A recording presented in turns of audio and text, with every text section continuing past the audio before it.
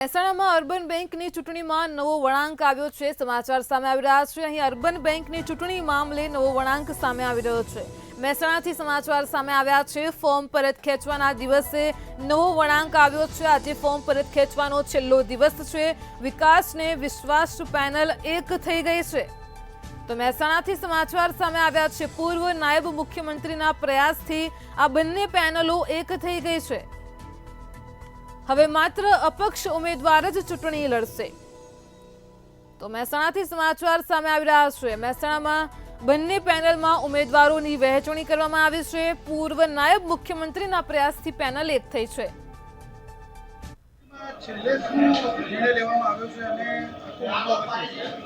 Urban બેંકની ચૂંટણીમાં આજે ફોર્મ ખેંચવાનો છેલ્લો દિવસ હતો અને બે પેનલો તૈયાર થયેલી હતી।